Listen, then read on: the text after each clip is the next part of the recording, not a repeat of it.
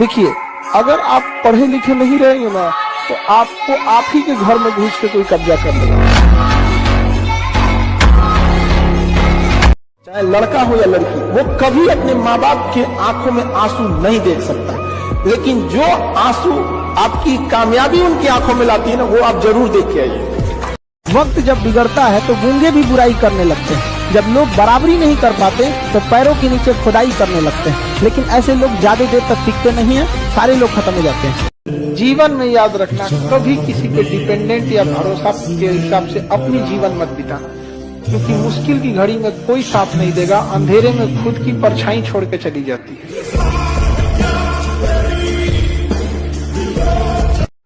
देखिए, पढ़ाई लिखाई का एक मार्कशीट आपका जीवन डिसाइड नहीं करेगा, लेकिन वो आपको बता देगा कि आप अपनी जिम्मेदारियों को निभाए थे या नहीं। ऐसे आप लोग की मिसाल बनिए, सबके जीवन में सब कठिनाइयां होती है, लेकिन एक बार जब पर्वत से नदी निकल जाती है तो ये नहीं पूछती कि समुद्र कितना दूर है। जाना है मतलब जाना है, चाहे जितनी तकलीफें आए यहाँ पर। इसीलिए कहा जाता है जीवन में किसी के ऊपर 100% भरोसा मत कीजिए, क्योंकि अपना ही दांत कभी कभी जीभ को काट देता है। ठोकर लगा है ये बहुत मायने रखता है, क्योंकि ठोकर नहीं लगेगा ना, जिस पत्थर पे चोट नहीं पड़ती वो कभी मूर्ख नहीं बनता है। इसलिए जितना आपको चोट लग रहा है ये आपके लिए अच्छी बात है। दुख की बात यह है कि समय बहुत कम है, लेकिन सुख की बात यह है कि अभी भी समय है।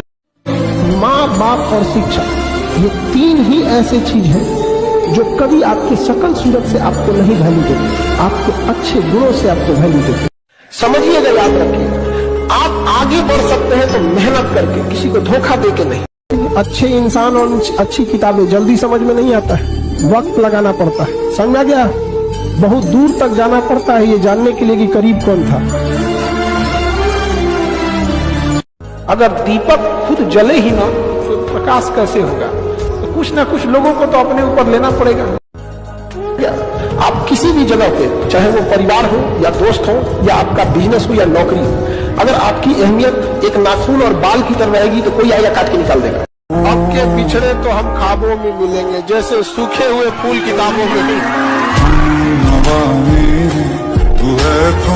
सिंपल एक रास्ता है कामयाब होने का, वक्त। मेहनत होना कुछ नहीं, कुछ मेहनत नहीं, समय दीजिए। समय आप दुनिया में किसी को समय दीजिए, वो आपका होगा।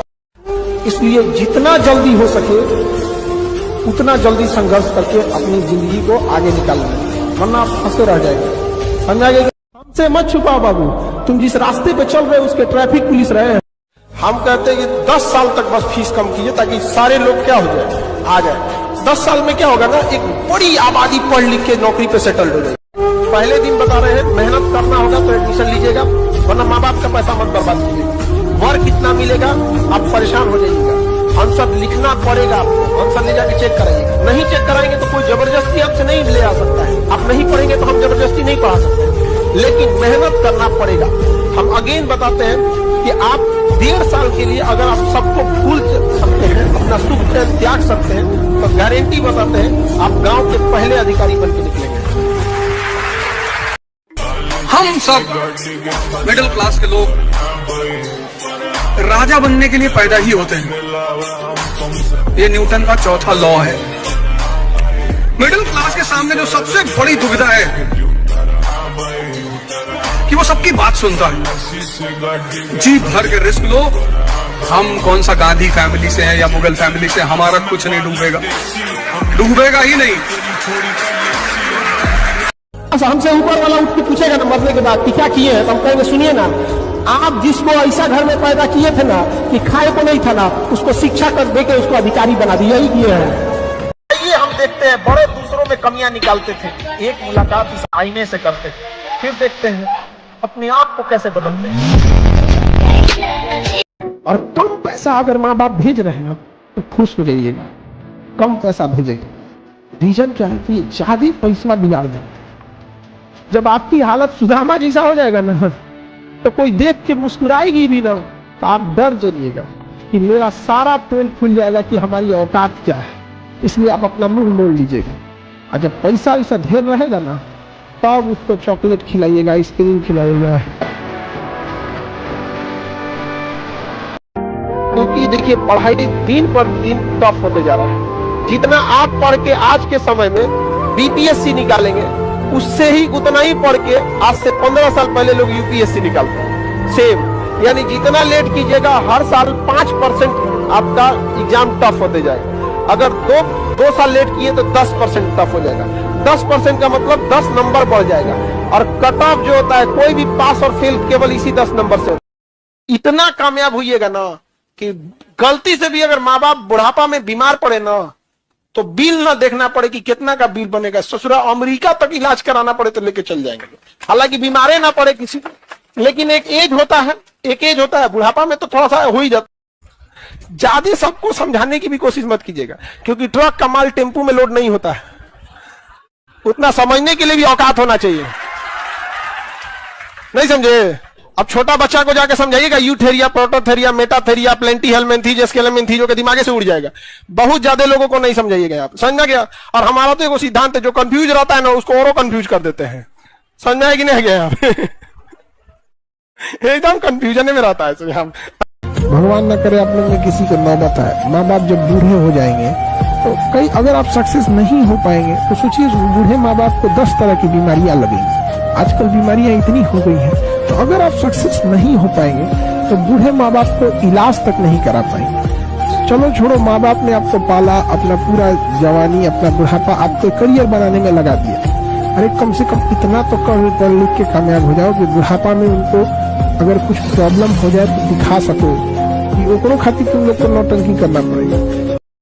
खेत बेच के बच्चे कोटा में जाते हैं, गिरवी रख के माँ का गहना, बहन का गहना गिरवी रख के कोटा में जाते हैं। और जब उनको पढ़ाई नहीं समझ में आती है, डाउट क्लास में भी नहीं समझ में आता है, और वहां जाके समझा जाता है कि कोटा में केवल और केवल ध्यान दिया जाता है टॉपर स्टूडेंट पे, जिनका फोटो वो अखबार में छाप सके। वो मार्केटिंग का तरीका होता है, उन पे कोई ध्यान नहीं दिया जाता है। अब तब वो बच्चा देखता है कि हम खेत बेच के आए थे, माँ का गहना गिरवी रख के गए थे, किस मुंह से लौटेंगे, वो सुसाइड करता है।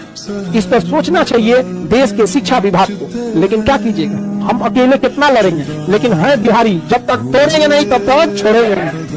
हम आपकी इज्जत में अगर सर झुकाए हैं तो हमें गिरा हुआ मत समझ लीजिएगा, वरना जो सर झुका सकता है ना वो आपको भी झुका सकता है। जब ये लगेगा ना आपको कि आज तो हम खा ले रहे हैं, 2-3 दिन बाद नहीं खा पाएंगे, तो ना आज आपको थोड़ा दूर जाना पड़ता है, ऑटो में बैठ के चले जाते हैं, पैसा धाए से दे देते हैं। जिस दिन ये स्थिति देखनी पड़ेगी ना, यार गांधी मैदान हम पैदल जा सकते हैं, पैसे नहीं है मेरे पास, 10 रुपए नहीं दे पाएंगे, 10 रुपए अगर रहेगा तो हम एक दिन खाना खा लेंगे, सब्जी ले आ लेंगे। जब ऐसी स्थिति रहेगी ना तो आपको सामने से भी कोई कहेगा ना हम बतियाते हैं, हम आपसे पसंद करते हैं, तो कहेगा भैया हमारा अपन हालत ठीक ना है, तो आप दूर हो जाओ भाई, आप खुद बच के रहिएगा, क्योंकि कहीं पोल ना खुल जाए। समझा कि नहीं? राह को रोशन करता था जो तारा पीछे छूट गया, माला क्या हुआ रह सकती मोती जिसका एक टूट गया। हम जवाब अपने हिसाब से देंगे, इस गलतफहमी में ना रहे कि जवाब नहीं दिया जाए। हमको नहीं भूलेंगे, मैं तुम्हें भूल जाऊं ऐसा हो नहीं सकता, और तुम मुझे भूल जाओ मैं ऐसा होने नहीं दूंगा।